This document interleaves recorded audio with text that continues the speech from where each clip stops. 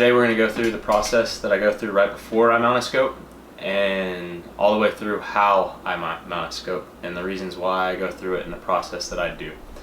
I'll make other videos on the specifics on the things that I do before I mount a scope. However, this one is just the process of mounting a scope and briefly explaining the other stuff. The first thing that I do, I got this upper from Ballistic Advantage. It came to me as a complete upper. So the first thing I want to do is I want to make sure it shoots. I've always gotten very good barrels from Ballistic Advantage. However, you don't want to make it all the way through the process of mounting a scope, leveling the scope, and getting into chronoing ammo just to find out that the barrel that you have isn't shooting. I, in my career of shooting, have gotten 2 barrels that didn't shoot. Neither of them were Ballistic Advantage barrels, just to be clear, but they're very expensive barrels and barrels that I wished shot very well after I'd gone through the process of mounting the scope and breaking in the barrel. All of that to say, the process that I go through first is I break in the barrel. I'm not going to really get into the debate on whether it's worth it or not. It's something a long time ago I decided that I was going to start doing for the peace of mind and knowing that I've done everything that I can do to extend the barrel life and squeak every little bit of accuracy I can out of the barrels, whether it needs it or not. You can look up and look in deep into breaking in barrels and decide whether that's something you want to do for yourself, but I decided it was something that I was going to be doing. What you'll need for that is a bore guide. You don't want to clean your barrel without one of these. It forms 2 functions. One, it makes sure that your cleaning rod doesn't come in contact with the lands and the chamber and stuff like that, that it goes exactly where it needs to go. And then 2, it has a gasket to keep all of the bore cleaner out of the critical components of your gun it's really hard to get the bore cleaner out of. So don't go into it without one of these. And I like the Dewey rods because I think it's a graphite shaft. However, all the components are really nice. They go real well together. The handle spins so that as it's going through the barrel, you don't have to twist as it's going in and you're not fighting it. And this is supposed to be a lot easier on the other components and not mar your barrel when it's in there. So the process I go through is I shoot once, then I, with a wet patch of bore cleaner, patch it out, brush it with a brush, then patch it out with dry patches until all of it's out. Then I'll shoot it 3 times, repeat the cleaning process, then 5, 7, and 10. Once I'm done with that, I call it good. Usually I'll never clean a gun again until the groups start opening up. Precision rifles are different than that. I will clean those every 100, 120 rounds. And sometimes I will clean these like every 300 or 400 rounds, but typically I don't until I start noticing a difference in performance. So from there, once I have broken the barrel, what I usually do is I always keep a scope. This is a Vortex Viper, and I believe, yeah, up to 24 power. It's a very good scope. I can see really good out of it. So at 100 yards, I can shoot groups and I can see the groups through the scope. And I know that it's level in the mount already. I'm not really worried about zeroing it as much as I am aiming at one spot, making a group somewhere on the target, and then going and measuring the group to make sure that that's an acceptable size for me. At that point, I'm not really taking stock in chronograph data, anything like that, because all that's going to change once you get 100, 150 rounds into the barrel. And you want to make sure that you foul your barrel after you've cleaned it, after your last time if you are breaking it in. Don't clean it out real good and then shoot a 5-shot group because it's going to be huge and it's not going to be good. Shoot 4 or 5 rounds first, then go into shooting groups and shoot 2 or 3 different 5-round groups and make sure that they're shooting well. You can also use, if it doesn't group, the first suggestion would go to try different kinds of ammunition. Some barrels shoot some brands of ammunition great and other brands of ammunition like garbage. Even if it is match ammo that shoots really well in your granddad's gun that shoots everything great, like some barrels like some ammunition, some barrels don't like other ammunition. So that's all I'm going to say about that. Once I've gone through that process, confirmed that the barrel is going to shoot, the first thing that I do in a completed upper is I take it all apart. Then I put it back together. The reason why I do that isn't because I don't trust the company that put it together. It's that if I'm in a competition and something happens, I want to know that it was 100% on me that it happened, and that I've done everything I can to make sure that this gun is going to perform. So take it all the way down, put it all back together, make sure everything is torqued to spec, and then I will also change the fixed gas block to an adjustable gas block, so I can adjust the gas and extend the components of the gun and make it shoot a little bit lighter. From there, on this one, I added the A2 brake, or the A2 muzzle device, because it's what you have to compete in the tactical games. Once all that's done, now I will mount the scope. So I've already put the scope rings on here, but the scope is loose, moving in here, forward and back.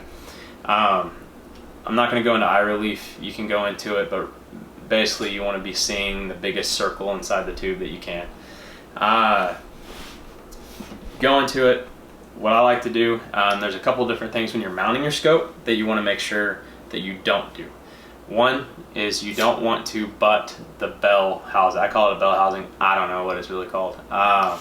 You don't want to make that bell housing contact either the front or the back of the scope rings. There's a lot of critical components in here that are sensitive to torque, and if you start torquing on that bell, bad things are going to happen. It can pinch it to where you can't, when you're adjusting your zero and stuff, it won't move, or if you're dialing for wind, it's not going to move, or it may not move, and then you shoot and it rattles around and it'll move a bunch, and then you think you lost your zero. So make sure it's in the center. Like this scope mount, which this is also a good scope mount, the worn scope mounts. This one has a ramped front right here. So sometimes people will be paying so much attention that they're not going to touch their bell on the scope rings. They don't notice that the bottom right here is touching the ramped part, and you don't want that either. You don't want the scope, anything but the tube of the scope touching your scope mount. So the reason I chose this Vortex mount, the Vortex Precision mount, is that it doesn't have these big knobs that the Warn has hanging off the side of them, because that gets caught up on everything and it tears molly and all kinds of crap when you're slinging and unslinging the gun. So these are the bolts that are flush once you tighten them down. I really prefer those. So what I do is I make sure that everything is pretty good and centered in there. Just aesthetically, I like it kind of being centered. Then I know about where I like my eye relief to be. I usually have about a 1/2 inch from where the charging handle starts to the back of the scope is typically where I keep it. There's a couple reasons. One is because that is where the eye relief is good for me, and the other part is that sometimes when you put the scope too far back, it prohibits you from getting to the charging handle very easy. So there's kind of two things to take into consideration there. So I ended up moving it a little forward in the mount based on where the Picatinny rail had me put the scope. The one thing that you do want to make sure that when you are mounting your scope is that when you start tightening everything down, you want it to press forward on the scope mount. So you want to press it towards the muzzle of the gun while you're tightening it down. And the reason why is because in recoil the gun goes backwards, right? And the thing that happens if it's set backwards in the Picatinny rail, it will try to work its way forward in recoil. So what you're going to do, but to mitigate that, is go ahead and push it all the way forward. So the most important thing about mounting a scope is that you have a inch-pound torque wrench on you. You'll see me tightening things down just with a regular Torx key, but that's really just to make the rough adjustments to tighten everything down real fast. So I always start with one of the bolts in the back of this scope mount first. And again, you want to be pushing or pulling the scope mount forward. It's a little bit harder when you're trying to do it for a camera. So you push it forward and then tighten it down gently with the Torx key. Then you'll go to one of the front two bolts and snug it down a little bit with the key, make sure that you're pressing forward, and then go back to the back, tighten the one that you haven't tightened down yet. Don't tighten it, just snug it up, and snug up the other one. Now, normally I don't have the scope in the mount at this time, it's just the base, but it's a pain to mount that thing, especially on camera, so I went ahead and pre-mount this, or put the scope in there. It's not tightened down yet though. So I'm gonna go to 47 inch-pounds for the base. The Vortex specs are 45 to 50, so I'll just hit that in the middle. Start in one of them in the back. Tighten it down. Then move to one in the front.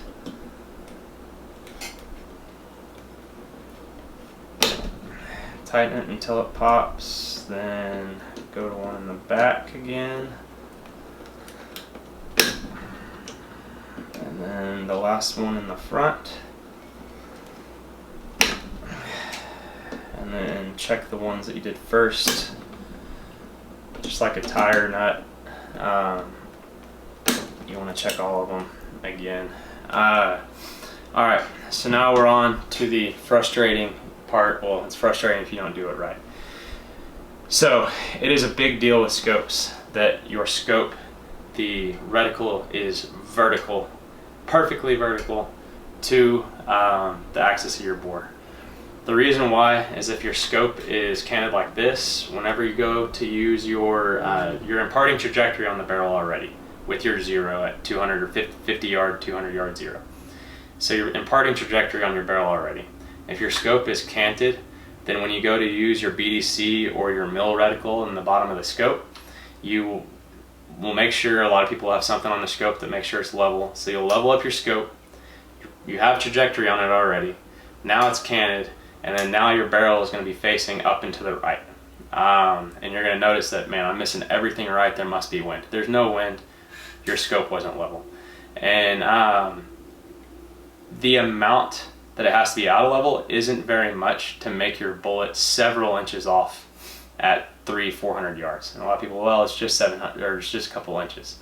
Well, that's a couple inches that the other guys that are doing it right don't have to give up. So, you know, I want every advantage I can going into the competition, so I make sure everything's perfect. I'm not going to make sure it's perfect on camera just because all the lights have to go off, and that's pretty frustrating to try and do when it's bright in here. But what I do, a lot of people are going to grab a bubble level and they put a bubble level on the top of their receiver. Like, all right, I'm level there. Then they put a bubble level here and they adjust this and they're like, all right, I'm on top of my turret cap and that's level, tighten it down, I'm good to go. That is assuming a lot between your barrel, the Picatinny mount being perfectly level, the scope mount being perfectly level, and most importantly, your turret cap being perfectly level. All of that happening is more than likely not, there's going to be a thousandths here, a thousandths there, a thousandths here. What ends up being 4 or 5 thousandths by the time you get to the top of your turret cap, and it won't be level. It may be, and it may be close, and you might get lucky, but it's not going to be perfectly level. So what I do, so the redneck method of this that I used to do, and it was frustrating and it took forever, is I would get the scope in the mount, I would get a level or use my phone as a level on the upper receiver of the gun. Then I would hang a plumb bob in a tree about 50 yards away, and I would lay there and stare at the line until I got my reticle perfectly with the line, and then I would start tightening these screws. And when you start tightening the screws, the scope will start moving a little bit on you. So then you have to like tighten this side, then tighten that side, and try and get all perfect. And it takes forever, and if the wind's blowing, it blows the plumb bob around. The other thing that you can do is you can turn off the lights inside your house and hang a line on a wall, and then you get a flashlight. We'll use this as a flashlight for right now. But you level your receiver, and you can set it on towels or in a vise or whatever, And about 10 or 15 feet away, you'll put up a plumb line. Then you'll shine the light through your scope backwards, and then you'll use the diopter and twist the diopter, and you want to make sure your magnification is on like 1 to 4 or 1 to 3 in there. You can play with the diopter and the magnification, and your reticle will appear on the wall. And it's going to be upside down and flipped. So, but the only thing that's important is that the vertical line is straight with the plumb bob. So then, if you have it in a mount and you have a perfect room to get this done in, and it's nighttime and you don't want to be doing it, but you can start adjusting or tightening your scope rings, looking at the wall, making sure that as you're tightening it, as the reticle is moving just a little bit, then you can hit another side and then cinch it down, get it tight, and it's great. This is a product that actually Dustin Sanchez showed me from Real Avid that does the same thing, just without all the redneckery going on in it. So with a bolt gun, there's another attachment that hooks up to the barrel, and I'm not sponsored by these guys, it just makes my life easier. You attach this to the rail, and I like to kind of loosely attach it, and then you press down on it and it centers it to the scope, and then you make sure that this is level up here, and I always double check the receiver to make sure that this level and this level are matching up, because this thing doesn't always like perfectly level itself on the deal, but you want to make sure that the upper receiver level and that level are telling the same story. And then once they are, and they are, press down on that a little bit more, they are very close. Alright, now they're on. So then you turn on the light, and then now it's going to project an image, which I can see the image. I didn't think I was going to be able to see the image. You can see the image on here, and then there's a grid, and now my reticle is on this, it's like a piece of graph paper. My reticle is on that piece of graph paper, and then you just turn the reticle until it matches up with the vertical and horizontal lines of your reticle, or of the graph sheet, because you make sure that the graph sheet's level, make sure that the receiver's level,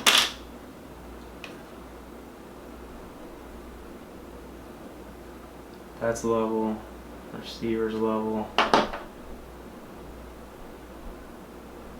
that's level, and then you just where the reticle gets level. And again, I use just a regular Torx key to kind of get it halfway there. So when you start tightening down your scope rings, what I always do is I go to one side and I tighten them all the way down, so it's sandwiching the scope rings together, which is what you don't want.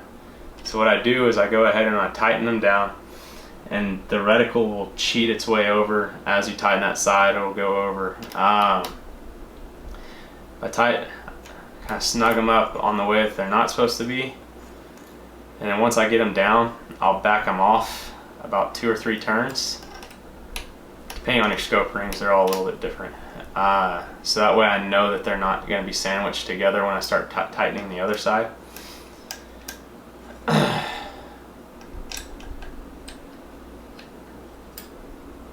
And then I'll hit the other side and make sure that they don't sandwich, which they kind of did, so I'll go to the other side. I backed them off too much. There we go. So now there's like an equal gap between the rings on both sides. Of the back ones, now I'm going to do the ones on this side.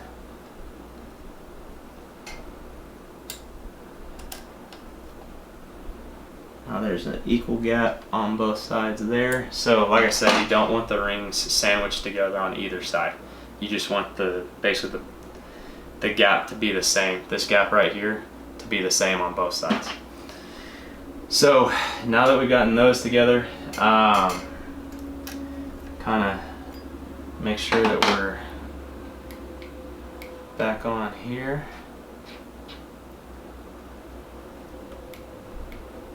Alright. It's looking good.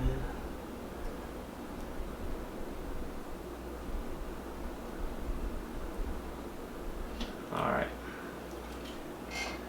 Now we go to back to the Torx wrench, and you have to make sure that you change it back. So we're going to go back to 18 for the rings, and every manufacturer's rings are a little bit different, so make sure you look up your torque specs before you do it. Don't just do it to the ones that I'm doing. But these particular Vortex rings say 18 inch-pounds.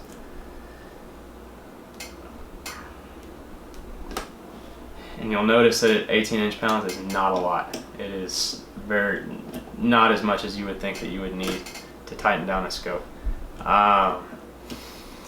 The reason being is the bolts that they use are designed to be under this torque, and if you over torque them, it stretches the bolts beyond their elasticity where they are trying to pull back in. It stretches them out beyond that point, and once they're stretched beyond that point, you know, if you get these and get them like redneck tight, it stretches them out.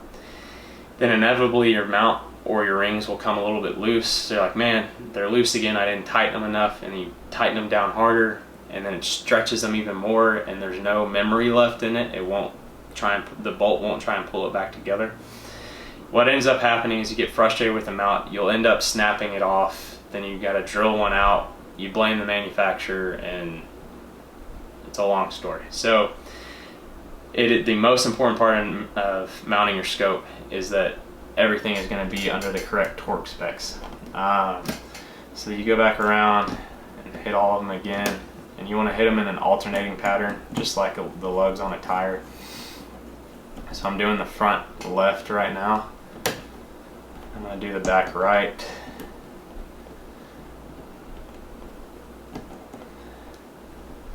Get that tight.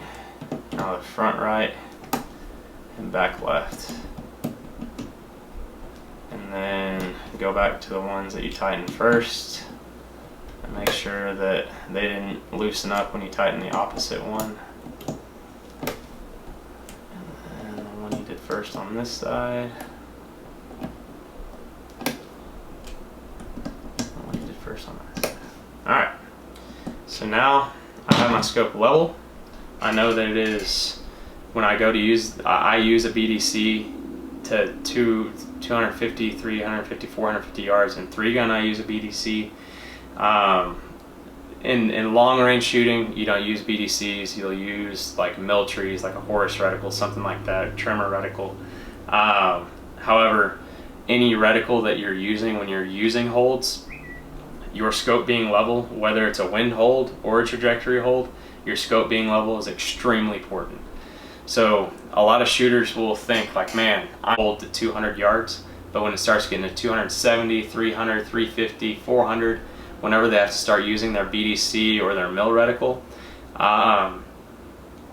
they'll start missing. And more than likely, it's because their scope, it can be as simple as something as their scope not being level, and that is imparting a right angle on the trajectory, which is sending the bullet off to the right or sending the bullet off to the left, depending on which way you have it leveled.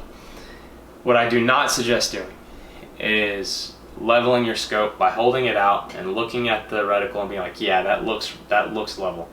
It's not, and it's probably not even close. So to save yourself a lot of confusion, I went over kind of the other way to level it, which is just putting a flashlight backwards through to align. This is the much more efficient way of doing it because you can get it all done real fast, and it's a neat kit that makes sure everything is done. I'm going to go ahead and check on my plumb line, because I already have one hung up, that this is in fact level, because I'm still using the top of the receiver, and if for whatever reason something isn't, I really like leveling things to the barrel. So when you do that to a plumb line that's not a part of your gun, and you're making sure that everything else is level, then you know you're level. Other than that, I've got other videos coming up where I go through how I break in the barrels, then how I zero, chronograph ammunition, and then how to use that chronograph data to figure out what all the other lines in your scope means, and how to turn this into a tool that helps you instead of something that frustrates you when you start getting out past 200 yards. Other than that, I appreciate y'all watching the video. If y'all have any questions, drop them down in the comments and I will try to answer them for you. Thanks.